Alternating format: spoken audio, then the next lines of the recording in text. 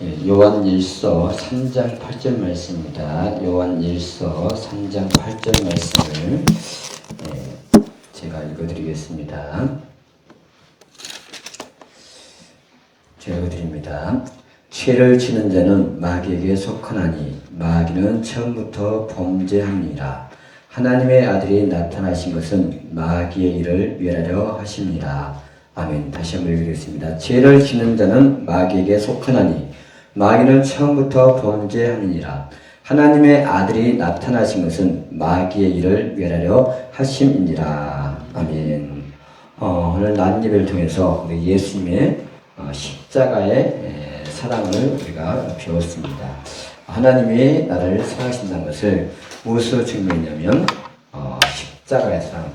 우리가 사람이 생각하는 최고의 사랑은 죽음이죠. 죽음. 사랑하는 사람에서 죽는 것입니다. 이것이 인간이 볼 때의 최고의 사랑이에요. 그 사람은 항상 눈에 보이는 것에 치우치게 되어 있어요. 하나님은 중심을 보지만, 본질을 보지만, 사람은 외적인 것을 본단 말이에요. 그래서 잘못하다 보니까 뭐가 돼요? 외식주의가 될 수밖에 없는 거죠. 오늘은 저녁에는 하나님의 사랑, 하나님의 사랑 중에서 어쩌면 성령 사역, 사역에 대해서 말씀을 저녁에는 듣고자 합니다. 자, 십자가 사역과 하나님의 사랑은 어떻게 되냐면 예수가 그리스도가 되었을 때 비로소 하나님의 사랑이 완성이 되는 거예요. 예수가 그리스도가 되었을 때 하나님의 사랑이 완성된단 말이에요. 근데 그냥 십자가의 사랑은 어떤 사랑이냐면 이 사랑은 예수님의 대제사장 사역이란 말이에요. 대제사장 사역이 분명히 하나님의 사랑이죠. 근데 이 사랑으로 만약에 구원이 완성된다면 예수님이 다시 오실 필요가 없죠. 근데 하나님은 이 사랑으로 구원이 완성된다고 하지 않았단 말이에요. 십자가의 사랑은 어떤 효력이 발생하냐면 하나님과 뭐하는 사랑이에요? 화목해 하는 사랑이에요. 화목해. 십자가의 사랑은 하나님과 화목해 하는 사랑. 원래 제사는 뭡니까? 제사는 하나님과 인간의 깨어진 관계를 제사를 통해서 어떻게 합니까? 화목해 하는 일을 하는 게 바로 제사, 구약의 제사의 일이란 말이에요. 자, 근데 더 중요한 것은 뭐냐면 우리는 이 십자가의 사랑으로 끝나버리면 우리는 구원이 완성될 수가 없다는 거죠. 여러분, 십자가 사랑은 무엇을 하게 되면 오순절 성령 사역을 위한, 성령의 사역을 위한 바로 과정이에요. 과정. 오순절 성령 사역을 가기 위한 과정이란 말이에요. 자, 예수님이 대제사장의 사역은 십자가예요. 선지자 사역이 뭐냐? 바로 이게 성령 사역이에요. 선지자 사역이 성령 사역이란 말이에요. 자, 죽음이 있어야 뭐가 있습니까? 부활이 있잖아요. 자, 항상 과정이란 과정. 그래서 예수가 그리스도라는 뜻은, 예수님이 그리스도라는 뜻은, 예수님은 첫 번째, 예수님은 대제사장이십니다 라는 뜻이고, 또 예수님은 선지자이십니다. 예수님은 왕이십니다. 이 세 가지가 포함된 게 예수가 그리스도이십니다 라는 뜻이란 말이에요. 예수가 대제사장 사역과 선지자 사역 플러스 되면 결론적으로 예수님이 왕이 바로 성취되어진 거죠. 자, 이것을 풀어놓은 게 뭡니까? 이것을 풀어놓은 게 예수님의 7가지 사역. 대제사장 사역은 무엇을 말하냐면 예수님의 탄생, 죽음, 부활을 그것을 예수님의 대제사장 사역으로 포함되어 있는 거죠. 예수님이 나의 죄를 위하여 죽으시고 부활하신 것을 내가 믿습니다. 고백하면 예수님의 대제사장 사역을 믿는 거예요. 그 실제적인 대제사장 사역을 믿는 것의 열매가 바로 회개의 삶이에요. 자, 그것을 끝나는 게 어떻게 합니까? 예수님은 다시 승천하셔서 오순절 성령으로 다시 오셨잖아요. 그게 뭐예요? 예수님의 선지자 사역이에요. 선지자. 그 성령이 하시는 사역이 선지자들이 하는 사역이 똑같단 말이에요. 성령은 우리에게 오셔서 어떻게 합니까? 우리를 가르치시고, 그리고 어떻게 합니까? 생각나게 하시고 진리로 인도하는 거예요. 선지자는 뭐냐? 선지자들이 하나님의 말씀을 듣고 그들을 하나님께로 이끄는, 선지자는 하나님께 이끄지잖아요. 진리로 이끄는 말씀을 통해서 그 선지자 사역이 바로 성령의 사역을 계시하고 있는 거죠. 그러면 그 결과 어떻게 됩니까? 하나님의 나라가 세워진 거죠. 그래서 바로 오순절 성령 사역, 재림, 나라 완성. 백성이 있어야 왕이 있을 거 아니겠죠. 하나님의 나라가 없는데 왕이 될 수 있습니까? 그래서 하나님의 사역은 이렇게 크게는 십자가 사역과 성령 사역으로 우리가 바로 볼 수 있다는 거죠. 그러면 대전 사역은 신앙이 어느 단계냐면 신앙의 분명히 단계가 있잖아요, 그렇죠? 어린아이 신앙의 단계 표현할 수가 있어요. 어린아이 신앙 단계. 자, 이것을 또 다르게 표현한다면 청함받은 수준의 신앙으로 표현할 수가 있단 말이에요. 청함받은 수준. 우리는 그래서 십자가 사역이 내 안에 십자가 사역으로 신앙이 끝나버리면 이 사람은 아직 구원받았다고 말하기가 어렵단 말이에요. 자, 생각해 보세요. 십자가 사역이 구원의 완성이 아니라는 근거가 뭐냐? 자, 마태복음 제가 하나 찾아볼게요. 십자가 사역이 구원이 완성이 아니라는 근거. 구원의 출발이라는 거예요. 십자가는 구원의 출발인데 마치 완성처럼 십자가에서 다 이루었다라고 완성처럼 생각한단 말이에요. 자, 마태복음 1장 21절 볼게요. 마태복음 1장 21절. 찾아보자라도 알죠? 바로 마태복음 1장 21절에는 아들을 낳으리니 이름을 예수라 하라. 이는 그가 자기 백성을 저희 죄에서 구원할 자이십니다. 하니라. 구원할 자. 아직 완성된 게 아니란 말이에요. 예수님은 자기 백성을 죄에서 구원할 자로 오는 거예요. 자, 구원을 위한 과정으로 나아가는 거예요. 자, 로마서를 찾아볼게요. 로마서 3장 25절 말씀. 로마서 3장 25절 말씀. 자, 십자가 사역이 구원의 완성이 아니라는 것을 우리가 말씀 좀 찾아보는 거예요. 로마서 3장 25절 말씀 보겠습니다. 3장 25절. 이 예수를 하나님이 그의 피로 인하여 믿음으로 말미암는 화목 제물로 세우셨으니 이는 하나님께서 길이 참으시는 중에 전에 지은 죄를 간과하심으로 자기의 의로우심을 나타내려 하심이니. 아멘. 그의 피로 인하여 화목 제물로 삼으셨고 또 우리 죄를 어떻게 했다고 했죠? 간과하셨다고. 간과. 이 간과했다는 뜻이 뭐냐면 간과함이라는 것은 파레시스인데 헬라어로 통과시킴, 넘어감, 벌하지 않고 내버려 둔다는 뜻이 이게 간과예요. 간과. 관과는 죄랑이 없애버린 게 아니고 어떻게 해요? 그냥 넘어가주는 거. 네 죄가 사해진 게 아니고 그 말을 다른 말로 하면 임시로 뭐 하는 거예요? 임시로 유예시킨 거. 죄가 아니 없어져 버린 게 아니고 임시로 간과했다는 것은 지금 넘어갔다. 임시로 유예를 주었다는 의미라는 거죠. 자, 똑같은 말씀이 구약의 이사야 1장 18절이에요. 이사야 1장 18절을 보니까 이런 말씀이 있습니다. 이사야 1장 18절을 보니까 대제사장 사역이 구원의 완성이 아니라는 근거를 제가 되는 거예요. 이사야 1장 18절. 여호와께서 말씀하시되 오라 우리가 서로 변론하자. 너희 죄가 주홍 같을지라도 눈과 같이 희어질 것이요 진홍같이 붉을지라도 양털같이 되리라. 자, 여기 보니까 주홍 같은 죄가 눈과 같이 희어질 것이라 했습니다. 여러분, 눈이라는 것은 뭡니까? 우리가 바닥에 더러운 곳이 있잖아요. 더러운 곳인데 눈이 쌓여버리면 보여요, 안 보여요? 안 보여요. 근데 중요한 것은 눈이 영어부터 쌓이느냐? 시간이 지나면 다 녹아. 녹으면 어떻게 합니까? 다시 더러운 것이 드러나요. 즉, 이 얘기는 눈이 녹기 전에 빨리 그 죄를 회개하라는 의미를 담고 있는 거예요. 그래서 너희 죄가 주온 것들을 흰 눈같이 하겠다는 것은 흰 눈 사역이라는 것은 뒤에 흰 눈 사역이 아니고 뒤에 양털 사역 있잖아요. 그렇죠? 양털같이 하겠다는 것은 이것은 완전히 제가 해결되는 문제예요. 그러나 흰 눈은 임시로 유예를 하는 것이지 완전히 죄가 사해진 것이 아니란 말이에요. 자, 똑같은 말씀 창세기 3장 7절에는 이렇게 나옵니다. 창세기 3장 7절에 보니까 아담과 죄를 짓고 난 다음에 제일 먼저 한 행동이 있었지요. 그게 뭐였습니까? 창세기 3장 10절에 이에 그들의 눈이 밝아 자기들의 몸이 벗은 줄을 알고 무화과 나무 잎을 엮어 치마를 하였더라. 자, 뭐 했다고요? 왜 안 쓰냐? 시간이었어? 자기 죄를. 자, 무화과 나무 잎으로 뭐 했어요?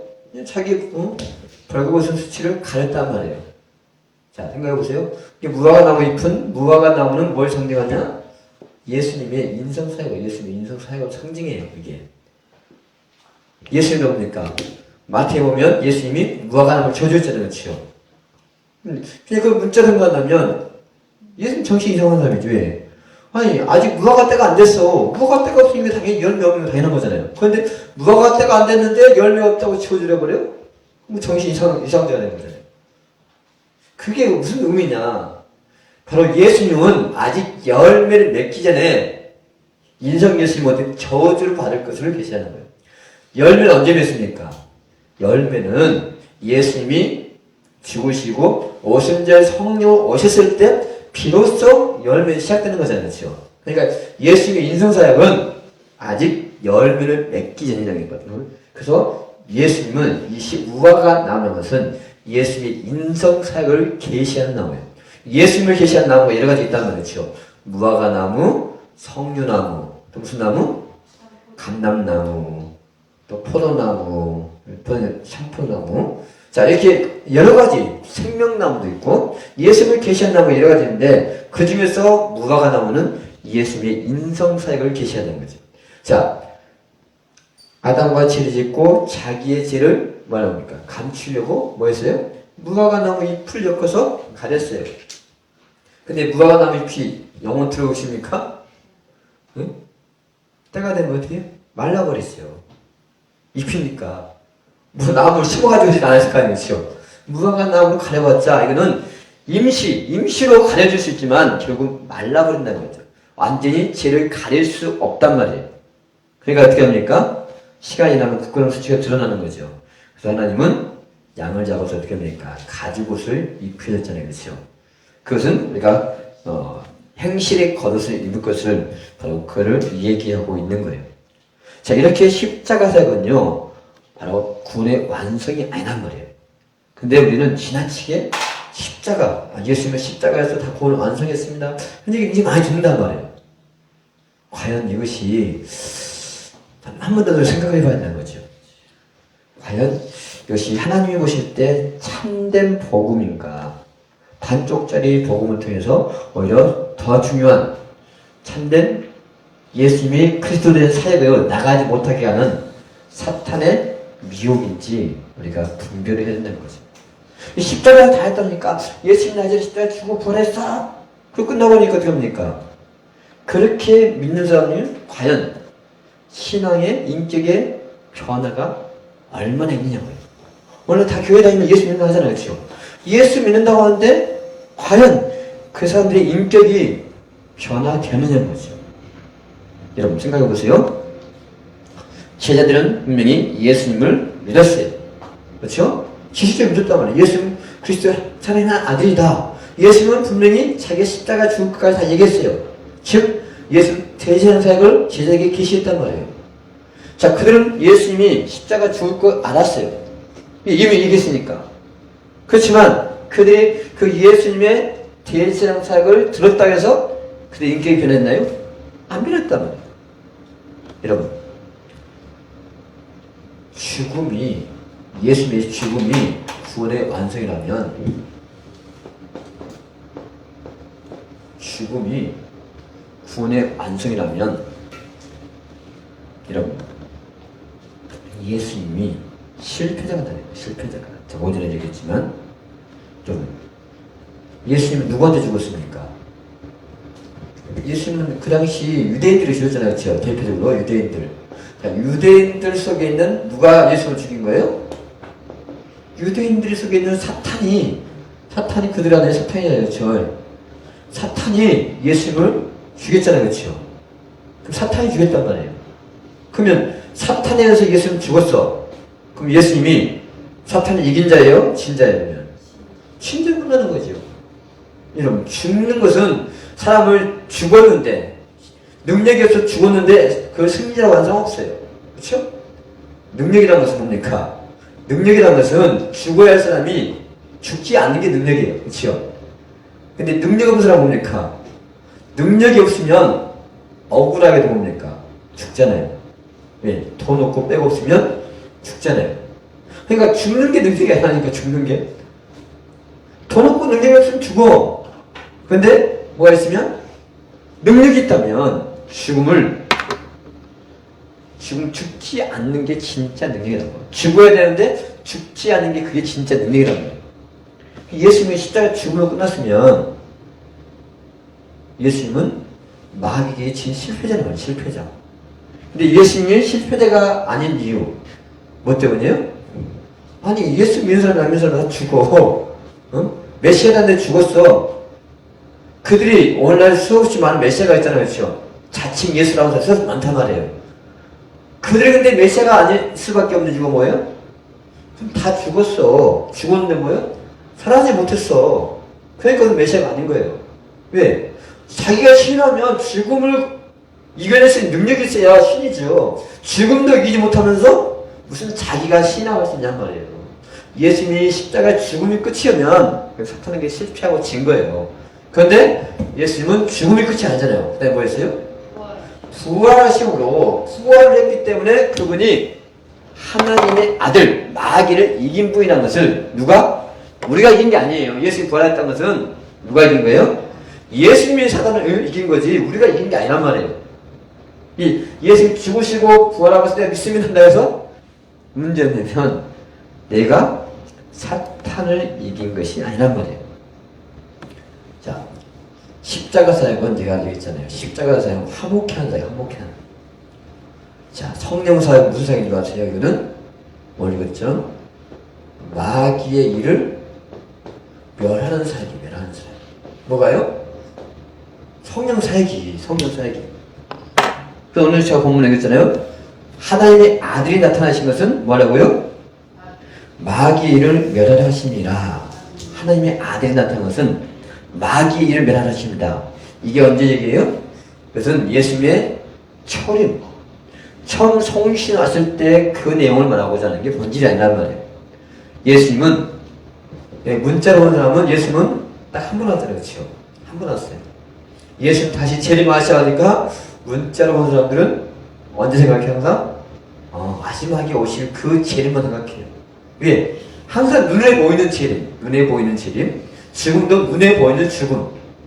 예수님은 다시 오신다고 분이 제자를 얘기했잖아요. 그렇죠? 그리고 언제 왔어요? 영으로, 성령으로 예수의 영인 성령이 그에게 왔잖아요. 그렇죠? 그게 영적인 재림이에요. 물론 영적인 재림이 있고 또 뭐가 있어요? 역사적인 재림이 있죠. 우리 두 가지를 봐야 되는데 재림 하면 그냥 역사적인 문자적인 재림, 죽음 하면 그냥 문자적인 육신의 죽음으로 보니까 성경의 본질적인 게 안 보인다는 거예요. 예수님이 십자가에 죽으시고 부활한다 해서 내 안에 일단 내 안에 하나님과 화목할 수 있는 길은 열렸어요. 그런다고 해서 내가 사탄을 이기느냐? 이길 수가 없단 말이에요. 그래서 예수를 죽은 자 가운데서 살리신 영이 있어요. 그게 누구예요? 대제사장 사역은 대제사장은 죽이는 사역이에요. 죽이는 사역. 죽이잖아요. 그렇죠? 죽이잖아요. 선지자 사역, 성령 사역은 살리는 사역이에요. 로마서 8장 11절 가볼게요. 로마서 8장 11절. 대제사장 사역은 죽이는 사역이고 선지자 사역, 성령 사역은 살리는 사역이에요. 자, 읽어볼게요. 예수를 죽은 자 가운데서 살리신 이의 영이 너희 안에 거하시면 그리스도 예수를 죽은 자 가운데서 살리신 이가 너희 안에 거하시는 그의 영으로 말미암아 너희 죽을 몸도 살리시리라. 여러분, 십자가 사역이 끝이면 예수님은 그리스도가 되지 못해요. 여러분, 우리가 믿는 믿음의 내용이 뭡니까? 우리가 믿는 믿음의 내용은요, 예수가 그리스도이심을 믿는 거예요. 예수가 그리스도, 그냥 선지자 대장 사역 끝나는 게 아니고 예수님은 대제사장이십니다, 선지자이십니다, 왕이십니다 믿는 것이지 3분의 1짜리 복음을 믿는 게 아니란 말이에요. 우리 근데 3분의 1짜리 예수님이 나의 전에 죽으시고 부활한 걸 내가 믿습니다, 아멘 하면 당신은 구원받았습니다. 그 사람은 아직 이제 어린 나이에 태어난 거예요. 그래서 믿음에는 뭐가 있어요? 신앙에도 단계가 있다고, 단계. 자, 예수님을 대제사장을 믿는 사람은 어떤 신앙이 생기냐면 어린 나이 단계란 말이에요. 즉 아직 막 태어난 어린 나이. 그래서 예수님 대제사장을 믿는 사람이 나타난 열매가 회개의 열매로 나타나요. 예수님의 선지자 사역이 임한 사람은 성령이 임한 거예요. 그 사람은 성령이 임하면 그 다음 뭡니까? 헌신의 삶으로 드러나는 거죠. 죄를 이기고, 그래서 죄를 이기고 헌신의 삶을 하고, 예수님의 왕의 사역이 내 안에 성취된 사람은 왕의 자리를, 주인의 자리를 내어드림의 삶으로 나타나는 거예요. 이게 예수님을 그리스도 믿는 신앙의 단계란 말이에요. 근데 아직 교회 다니지만 뭐도 못 이겨? 죄도 못 이겨. 세상의 유혹도 못 이겨. 그러면서 어떻게 합니까? 난 예수 믿어. 네, 믿긴 믿어요. 그렇죠? 이 신앙의 단계가, 그래서 우리는 요한 1세 보면 세 가지 단계가 있잖아요. 요한 1세 보니까, 요한 1세 봐볼게요. 요한 1세 2장에 15절부터 17절인가요? 한번 봐볼게요. 요한 1서 2장 12절부터네요. 12절부터 요한 1서 2장 12절에서 14절 말씀 봐볼게요. 신앙에도 뭐가 있다는 게 단계가 있다는, 단계. 딱 끝나는 게 아니고 신앙에도 단계가 있는데 어떤 단계가 있느냐? 믿음에도. 자, 요한일서 2장 12절 말씀 읽겠습니다. 자녀들아, 내가 너희에게 쓰는 것은 너희 죄가 그의 이름으로 말미암아 사함을 얻음이요, 아비들아, 내가 너희에게 쓰는 것은 너희가 태초부터 계신 이를 알미요, 청년들아, 내가 너희에게 쓰는 것은 너희가 악한 자를 이기었음이니라. 아멘. 여기 보니까 신앙에 무슨 단계가 있어요? 아이 신앙이 있고 청년 신앙이 있고 아비 신앙이 있다는 거죠. 신앙이 단계적으로 성숙한 거죠. 자, 어린 나이 신앙은 어떤 신앙이냐? 그냥 하나님을 그냥 아버지라고 부르는 신앙이에요. 하나님을 아버지라고 부르는 신앙. 청년 신앙은 어떤 신앙이냐? 청년 신앙은 예수님의 신부가 되는 신앙이에요. 신부가 되는 신앙. 자, 하나님을 아버지라고 부르는 사람도 사람이잖아요. 그렇죠?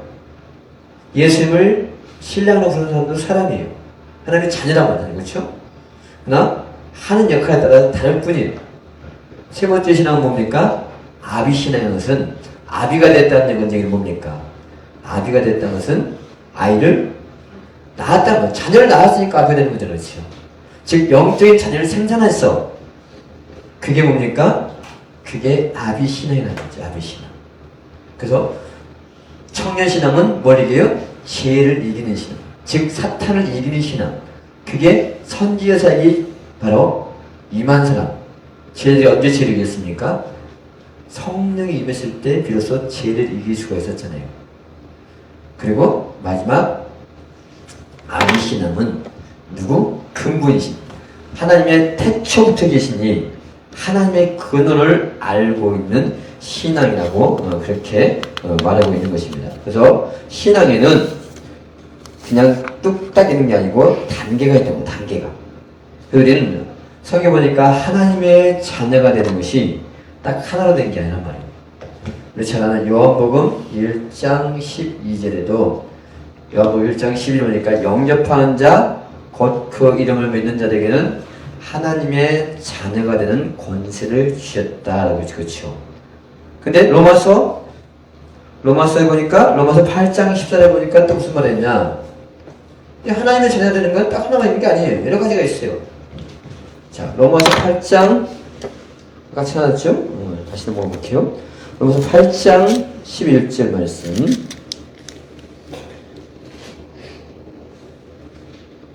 로마서 8장 14절 말씀이네요. 14절 말씀 읽어보겠습니다. 무릇 하나님의 영으로 인도함을 받는 그는 곧 하나님의 아들이라. 아멘.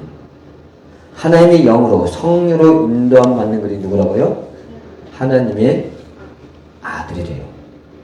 마태복음에도 보니까 원수를 5장 16절에서 18절에 보니까 원수를 사랑하면 그가 누가 돼요? 하나님의 자녀가 되고, 또 하나님의 자녀가 되는 게 여러 가지가 있다고. 여러 가지가.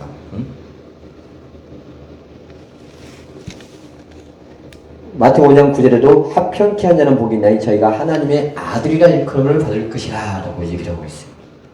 그러니까 하나님의 자녀가 되는 것은 여러 가지가 있어요. 그러면 왜 평이 다 다르냐? 그냥 그 사람의 신앙의 성숙의 단계를 말하는 거예요. 성숙의 단계. 분명히 예수를 영접하면 아직 어린 나이에 태어난 거죠. 그는 아직 어린 나이 신앙이에요. 로마서 8장 14절에 하나님의 영으로 인도함 받는 신앙은 청년의 신앙을 얘기하고 있는 거예요. 우리가 편케 한다? 그것도 뭐예요? 아직 어린 나이 신앙이 아닌 장성한 신앙들을 얘기를 하고 있었던 걸 수가 있어요. 자, 십자가 사역은 하나님과 인간관계를 화목시킨 대제한 사역이에요. 그거 더 중요한 것은 바로 선지자 사역, 성령 사역이 임해야지 비로소 우리는 진정한 구원에 이를 수가 있다는 거죠. 여러분, 예수님이 그리스도라고 우리가 지을 줄 알아요. 말씀 듣잖아요, 그렇죠? 말씀 수없이 듣는다 해서 그들이 죄를 이길까요? 구약의 이스라엘 백성들은 끊임없이 제사 지냈잖아요, 그렇죠? 그게 뭐한 거예요? 대제한 사역 인정했어요. 그러면 그렇다고 해서 그들이 변했습니까? 그들이 변했다면 절대로 예수님을 십자가에 못 박으면 안 되는 거죠. 그들은 끊임없이 제사를 지냈지만 뭐가 임하지 않았어요? 아직 성령이 선지자적으로 가지 못했단 말이에요. 왜 그렇습니까? 갈 수가 없는 거죠. 말씀을 들었다 해서 지난 우리가 마귀가 어떤 존재인지 배웠어요. 마귀가 어떤 존재인지 안다고 마귀를 이길 수 있나요? 아니에요. 안다고 이길 수 있는 게 아니에요. 왜? 알아도 내가 이길 힘이 없어. 왜? 내 안에 누가 살고 있으니까? 아니 마귀가 나를 살고 있는데 그걸 어떻게 이겨요? 그러니까 예수님이 죽음과 부활로는 절대 나에게 구원이 이룰 수가 없는 거예요. 이룰 수 없으니까 어떻게 합니까? 오순절 성령 오셔서 내 안에 성령 오셔서 어떻게 해야 돼요? 내 안에 있는 사탄을 멸해야 된다고. 멸해야 돼. 그래서 예수님 다시 오셔야 되는 이유가 바로 그거예요. 내 안에 사탄이 멸하기 전까지는요, 말씀을 듣는다고 해서 그냥 바뀌는 게 아니란 말이에요. 즉 깨닫게 하는 성령이 도우셔야 되는 거지. 성령이 안 들으시는 사람은 말씀을 들어도 끊어. 그러니까 뭐 변화가 없는 거예요. 지식이지 삶의 변화를 일으키는 것은 누가 해야 돼요? 성령이 오셔야 믿음으로 살아가는 거예요. 성령이 오시지 않으면 그냥 지식으로 끝나. 지식으로. 성령이 오셔야 진짜 내가 믿는 믿음의 삶을 살 수 있다는 거죠. 여러분, 자, 구약성경에 예수님은 하나님 말씀하세요. 신명기 6장 봐볼게요. 신명기 4장 한번 보겠습니다. 신명기 4장 10절 말씀. 신명기 4장 10절 말씀.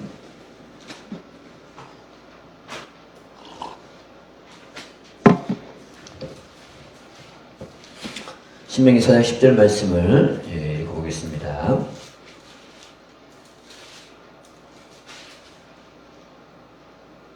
내가 호렙산에서 내 하나님 여호와 앞에 섰던 날에 여호와께서 내게 이르기를 나를 위하여 백성을 모으라. 내가 그들에게 내 말을 들려서 그들로 세상에 사는 날 동안 나 경외함을 배우게 하며 그 자녀들에게 가르치게 하려 하노라 하시매. 아멘. 하나님은 모세에게 어떻게 합니까? 호렙산에서 그들을 모아서 내 말을 누구의? 그에게 들려서 말씀이 어떻게 된다고요? 내 귀에, 다른 건 마음에 들려서 하나님을 경외하게 한다. 자, 보세요. 모세는 이스라엘 백성들이 가나안 땅에 들어가서 우상을 숭배할 걸 알았을까요? 몰랐을까요? 이미 알았어요. 그러니까 그 끊임없이 신명기 모세의 마지막 설교거든요. 끊임없이 그거에 대해서 경고를 한 거예요. 경고를. 야, 이 가나안 땅 가면 절대 우상 숭배하지 마라. 심지어는 32장에는 노래까지 지어가지고 미리 알고 노래까지 지어가지고 어떻게 했어요? 지어서 알려줬어. 자, 그들이 모세가 노래까지 지어가지고 너희들은 가나안 땅 가면 우상 숭배하지 마라. 우상 숭배하면 망한다라는 것을 들려줬잖아요. 시집을 알았어. 그래서 변해요? 안 된다니까, 안 돼요. 여러분, 하나님의 말씀이 내가 읽는다고 되는 게 아니고 변화되는 것은 내 안에 말씀이 깨달아져서 내 안에 말씀이 깨달아져야 내 삶이 변화되는 거예요. 근데 그 깨닫게 하는 게 누가 하는 거예요? 성령이 하시는 거란 거예요. 반대로 사탄은 깨닫지 못하게 하는 거죠. 그러니까 내 안에 사탄이 들어가고 있으면 아무리 말씀을 들어도 이해는 돼. 근데 삶은 안 바뀌어.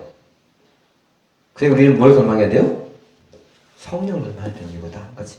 왜? 성령 받지 않으면 그는 아직 하나님의 사람이라고 할 수 없는 거예요. 구원과는 상관없는 거예요. 자, 히브리서 9장 28절을 봐볼게요. 구원이 단순히 십자가가 구원이 아니라는 것을 바로 설명하는 거예요. 히브리서 9장 28절 말씀. 히브리서 9장 28절 말씀.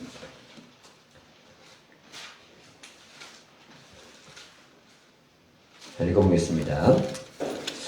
이와 같이 그리스도도 많은 사람의 죄를 담당하시려고 단번에 들으신 바 되셨고 구원에 이르게 하기 위하여 죄와 상관없이 자기를 바라는 자들에게 두 번째 나타나시리라. 아멘. 구원에 이르게 하기 위하여 어떻게 한다고요? 죄와 상관없이 두 번째 나타나신대요. 이게 뭘까요? 구원에 이르려면 반드시 예수님이 다시 오셔야 되는데 그 재림이 아니고 역사적 재림이 아니고 오순절 성령이 임해야만 구원에 이를 수 있다는 것을 딱 얘기를 한단 말이에요. 그러니까 우리는 십자가 사역이 구원의 완성이 아니란 말이에요. 안 되니까 구약의 율법을 줘도 이스라엘은 안 돼. 안 되는 줄 뻔히 알아. 그러니까 하나님께서 뭐예요? 새로운 언약을 세운 거예요. 자, 히브리서 10장 15절 말씀일게요. 히브리서 10장 15절 말씀. 자, 읽어보겠습니다. 히브리서 10장 15절 바로 앞에 있죠. 예, 15절 16절 말씀하겠습니다. 또한 성령이 우리에게 증거하시되 주께서 가라사대 그날 후로는 저희와 세울 언약이 이것이라 하시고 내 법을 저희 마음에 두고 저희 생각에 기록하리라 하신 후에 또 저희 죄와 저희 불법을 내가 다시 기억하지 아니하리라 하셨은즉. 아멘. 자, 하나님은 처음에 십계명을 주셨어요. 그렇죠? 십계명을 줬는데 그걸로 안 바뀌어요. 그러니까 어떻게 해요? 새로운 언약을 세운대요. 새로운 언약은 뭐예요? 돌판에 율법이 아닌 그 말씀 어디에 새긴다고요? 마음에 새긴다고. 마음에. 하나님의 말씀이 내 마음속에 새겨져야 진짜 변화된다고. 그래서 그것이 새로운 언약이에요. 그 새로운 언약을 이루기 위해서 반드시 해야 되는 거예요? 예수님은 성령으로 오셔야 되는 거죠. 자, 그러니까 새로운 언약, 그냥 구약의 돌판에 세운 율법이 아닌 그 말씀이 내 심령판에 새겨지는 것이 그게 새로운 언약이고, 그 심령판에 새겨지는 것이 뭐냐? 그게 바로 성령의 역사라고. 성령의 역사. 내 안에 사탄이 존재하는 한 절대 하나님의 말씀은 새겨질 수가 없어요. 글을 읽는다 했느냐? 진리의 말씀을 들었다 해서 하겠냐? 안 된다니까, 안 돼. 말씀을 들어도 안 되는 사람은 안 되는 거예요. 왜? 그는 하나님의 주권이에요. 누가 할 일이에요? 하나님께서 살릴 자는 반드시 성령의 역사에서 깨닫게 하세요. 그게 하나님의 주권이야. 저는 여러분에게 말씀을, 참된 말씀을 올바르게 가르치는 건 제 책임이지만 성령의 역사에서 깨닫는 것은 그건 제가 할 일이 아니고 성령이 하실 일이에요. 그러니까 알고 될 자는 반드시 하나님께서 성령의 역사에서 깨닫게 하시는 거예요. 이거는 직분하고 상관없어요. 목사님 아들 딸이냐? 그것도 아니야. 직분하고 상관인 것도 아니고 목사님 아들 딸이냐? 뭐 교회를 얼마나 다녔느냐? 그걸 따진 게 아니란 말이에요. 하나님께서 사울을 그리고 구원할 자로 이미 하나님의 주권에서 세워놨기 때문에, 작정해놨기 때문에 그게 성령 역사한 거예요. 왜? 하나님의 주권이고 그걸 왜 누구한테나 우리가 탓할 수는 없어요. 하나님 볼 때는 하나님의 주권이고 거꾸로 인간이 볼 때 뭐예요? 인간이 볼 때는 하나님은 내가 택한 사람인지 택하지 않은 사람인지를 어떻게 할 수 있냐? 하나님이 택한 사람이면 진리의 말씀에 대한 뭐가 생겨요? 갈망한 마음이 생기는 거예요. 그게 인간의 편에서는 그걸 하나님이 선택하는 거예요. 내가 하나님을 선택하는 거. 하나님을 더 알고 싶다. 말씀대로 살고 싶다. 라고 갈망하는 마음은 내가 하나님을 선택하는 거잖아요. 그렇죠? 인간 편에서 그렇게 한 거예요. 그러나 그것을 조정하는 게 누구냐? 갈망하는 마음을 지닌 것은 하나님의 주권에서 그걸 준단 말이에요. 뭐 하기 위해서? 그걸 구분하기 위해서. 분별할 수 있게끔. 그거는 내가 하는 일은 딱 한 가지예요. 무슨 뭐가 돼요? 제자들처럼 오순절 성령이 나에게 임하도록 기도하는 것이 성령 받기를 기도하는 것이 내가 할 일이란 말이야. 내가 할 일. 자, 그 우리는 딱 한 가지를 간구하는 거예요. 제자들처럼 성령이 나에게 임할 수 있도록. 하나님이 바울처럼 자기 어떤 의지의 생각 없이 임하는 사람도 있을 것이고, 그것도 하나님의 주권이에요. 또 나머지 제자들처럼 간절히 기도해서 성령이 임할 수도 있고, 하나님이 역사하는 사람마다 달라. 다르지만 중요한 것은 딱 한 가지예요. 성령이 임해야만 비로소 우리는 하나님의 사랑을 깨닫고 내 안에 사탄이 멸해질 수 있다는 거죠. 그랬을 때 진짜 구원을 이룰 수 있다는 것입니다. 우리 모두가 하나님의 죄를 예수님이 오신 것은 마귀를 멸하러 오셨습니다. 그것은 성신하는 그 사역을 말하는 게 아니고 오순절 성령에 오시는 성령 사역을 말하는 것입니다. 그래서 오순절 성령을 역사하시는 그 사역이 성취될 때 예수님은 제사장이십니다. 선지자이십니다. 그리고 왕이십니다가 나를 통해서 성취되는 거죠. 내 안에 예수 그리스도심이 성취되고 말씀이 깨달아지고 그 말씀을 살 수 있도록 성령님 나를 도와주시옵소서. 이 시간에 같이